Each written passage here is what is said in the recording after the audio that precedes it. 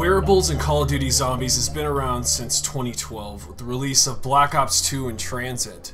Since that time, there's been quite an evolution when it comes to the Wearables and Call of Duty Zombies. So as we wait for Treyarch to announce the actual title for the next game, we're going to codename it Black Ops 4 Zombies, BO4 Zombies here on the channel. So drop a like if you guys support that. Hopefully you guys are all buying into Treyarch's next game. I'm going to be talking all about what I'm expecting when it comes to the wearables. If you guys want to continue this conversation after the video in the comment section, be sure to hit me up over on Twitter @GrizzViolent. It's the best place to keep talking zombies. So I want to start with environment wearables. These are ones that you need to survive, whether you're going to beat the Easter egg or you're going through a certain part of the map. We're going to first start our focus on the space helmet. This was on the Moon map, which launched in 2010 with Black Ops, Call of Duty Black Ops, and into 2011 is actually when we got this map for Moon. It was in the Resurrection map pack, and this is where we were able to put on a space helmet and take it off. You needed it to breathe, so that's why this is an environment wearable. Very relatable to other things that we've seen in the past too. You might bring up the shield, okay, that's definitely one of them, but the gas mask in Zetsubu no Shima absolutely belongs in the same category because you need this even to get to the boss fight. So an environment wearable nonetheless. The shield is of course the best and most popular type of wearable that's out there, but it's definitely included in, I would say, the environment wearable. It protects you from anything being shot at you or zombies swiping you. So these are things I believe have room for improvement, but are absolutely great. I got nothing bad to say about environment wearables. So since this is a simpler list, I do feel that the changes that we could see are just map specific. Other than that, the rest of this list is going to get a little more complex with wearables. I love where environment wearables stays on the map. Now, boss zombie wearables is another factor. This is where you get certain modifiers to help you defeat boss zombies, and I'm not talking about super boss zombies where we face those at the end of the game. I'm talking about ones that are just on wave to wave, round to round, scene to scene. A prime example is the MARGWA helmet that we see in Shadows of Evil.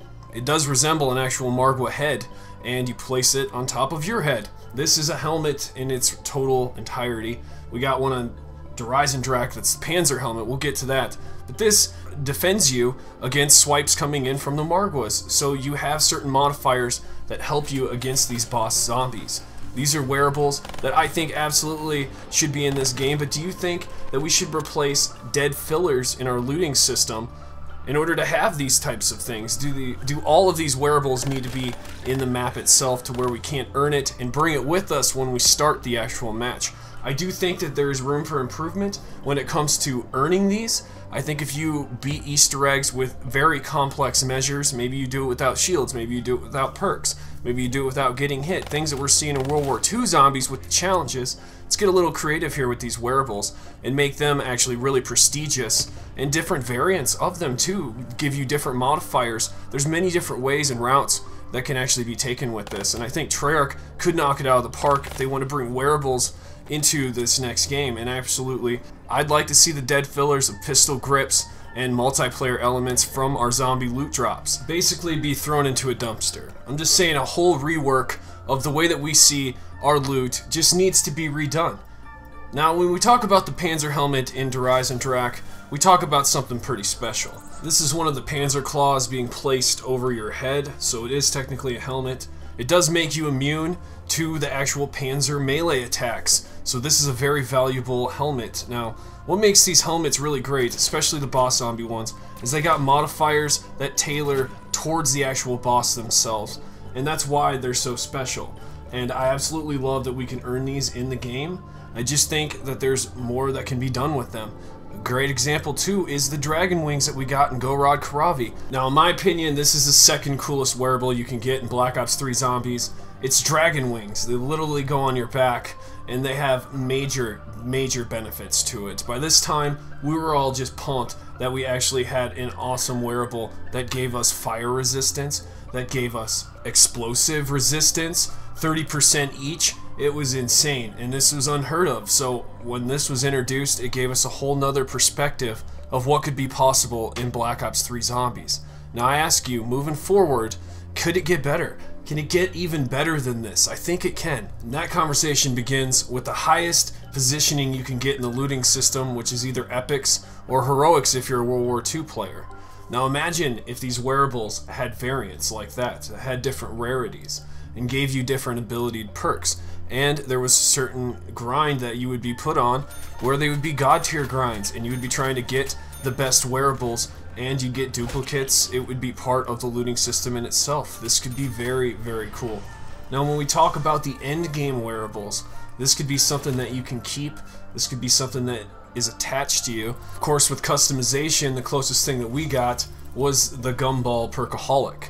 This gave us many abilities, all the perks, and with those, you know, each perk gave you that ability. So you got a huge benefit by having this, and technically this was a pay-to-win thing, but looking at it, it only did enhance the gameplay when you got it legit. Opening in Dr. Monty's factory, spinning those liquid diviniums, you might get lucky, and that was kind of a fun rush.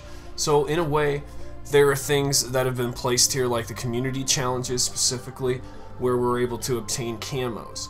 We're going to be moving into the topic now of weapon camo wearables, because this was sort of on the same topic of their endgame wearables, because this is something that everybody could get and achieve by working together. Treyarch likes to think ahead, so the community events was setting a new precedent and a new way that we could actually earn camos in the game. So I consider camos that we earn in the game to be wearables, and the reason I brought up Perkaholic and as well as these weapon camos is because we got weapons kits in Dr. Monty's factory, which sort of made us seem like we had some sort of profile or character that had an inventory, and that inventory is what makes us feel real, at least in the intermediate times between games, if that makes sense. So when we're not actually playing, we're in the menus, it's nice to have a profile where we have a character that we can look at or customize, but that character is ourselves. It's our leaderboards with our abilities of our microtransactions. So that's as far as we've gotten so far, at least with Treyarch Zombies, but I feel we're going to have that built upon, especially with wearables, possibly being a key factor here with customization.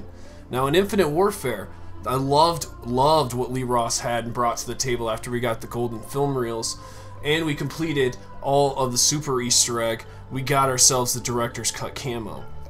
I fell in love with it instantly. Now the end game wearables of the post Easter egg, the Smiley, the Katana, these are two weapons in particular that were tested in Infinite Warfare. Absolutely wonderful. I love post Easter egg rewards. We got director's cut, which was 25k starting out. All the perks, Perkaholic, and you earned it. Okay, so earnable wearables I absolutely believe in and think only enhance the gameplay and the end game grind, and there's just so much more potential adding it in with the orders, making you do quests to earn these types of things, which eventually brings us to high-end wearables. But as a side note, I just want to mention, I think we can go without Dr. Monty's factory. I love zombie crates. I love opening zombie crates just like supply drops, and I want that to continue, but I want it to be replaced completely with zombies loot. Perhaps the best loot that we could ever get, and possibly the highest drop, would be something like the SHADOWMAN mask, where we have all these abilities. 1 extra hit from all enemies, sprint duration increased. Player does 50% more damage against all enemies, and a 33% damage reduction against all enemies. So this mask is just one that you need to have to improve your character overall. In World War II Zombies, what we're seeing is character selection. And as we know and have figured out by beating the Easter egg multiple times, some of these are very challenging. You don't get audio dialogue along the way, so in Sledgehammer's case, we saw the worst of it. The melee wearables, I want to talk about GALVAKNUCKLES. Of course, there's the Bowie knife. It changes your melee into something different. I'm on Black Ops 2 here in Transit's Green Run, just on solo survival, but for $6 grand I can buy the GALVAKNUCKLES off the wall, and this is something that I miss, I love, I adored about Transit. This made this map good, and you may love it for different reasons, but I loved the GALVAKNUCKLES, and I don't think weapons in particular matter much, but melees definitely don't get enough love, and in weapons kits I'd love to see that be adjusted. But just add every melee weapon in the weapons kits. That's all I'm saying. That's all I'm saying. Add everyone in there. Give me every customization option for my melees. It's very important Don't let that go this time, Treyarch. I loved it before, and I just want it to be better every single time. But here's my gripe with Wearables. I think we have strong potential here, just replacing all the junks, all the extra multiplayer gestures, emotes, things like that, calling cards. Get rid of it. Give us something good. I think Wearables is the answer. Give us commons, rares, epics, heroics of Wearables. And this could be something that would benefit us with different types of abilities. Let me know what you guys think in the comment section below, and I'll see you in the next video. Violent out.